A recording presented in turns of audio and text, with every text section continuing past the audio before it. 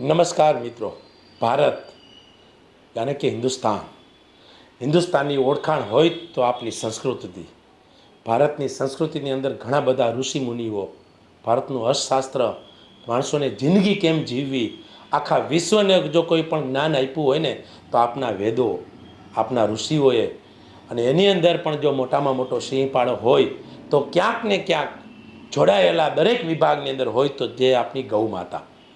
ભારતના દરેક તહેવારોની પાછળ પણ ક્યાંક ને ક્યાંક મોટું વિજ્ઞાન જોડાયેલું છે કે જે આપણી મનુષ્ય જિંદગીના હેતુ, એના સુરક્ષા અને એના આરોગ્યને લક્ષીને પણ આ તહેવારો ઉજવતા હોય છે।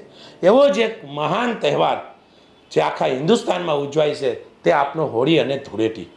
આ તહેવારની અંદર પણ ગાયનો એક મોટામાં મોટો સિંહપાળો છે।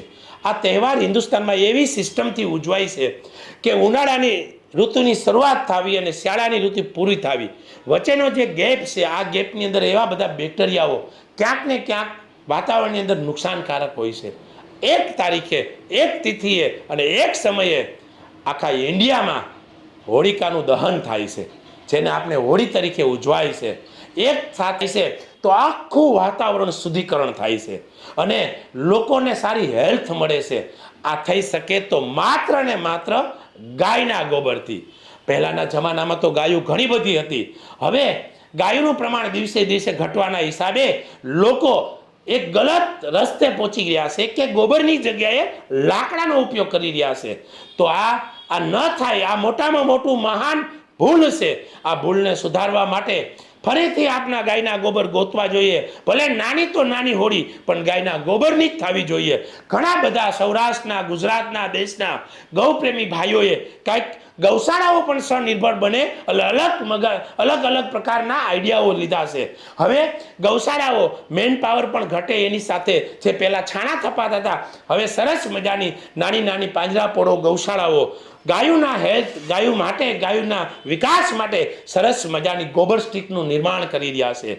આ ગોબર સ્ટિક મેળવો અને આ ગોબર સ્ટિકથી આપની સોસાયટી, આપના મહોલ્લાની અંદર એક સરસ મજાની નાની મોટી હોળી બનાવો, જેથી કરી આપના વૃક્ષોનું જતન થશે। કારણ કે વૃક્ષ લાકડા નહીં બાળી તો વૃક્ષો બચી જશે। તદુપરાંત કાર્બન ડાયોક્સાઇડ ઉત્પન્ન નહીં થાય, કારણ કે ગાયના શાણમાં જો ઘી અને ચોખા ઉમેરાય ને તો એ મોટામાં મોટો ઓક્સિજન પેદા થાય છે।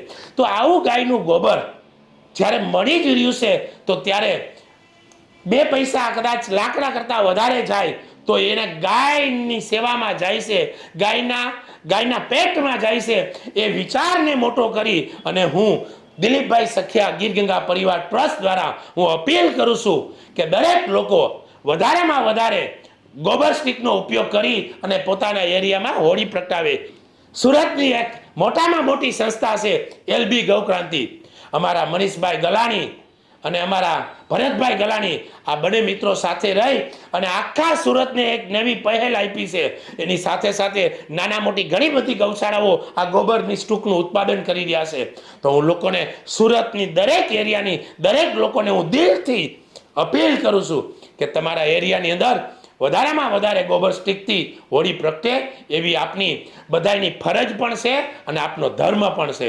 ભારત માતા કી જય। જય ગૌ માતા।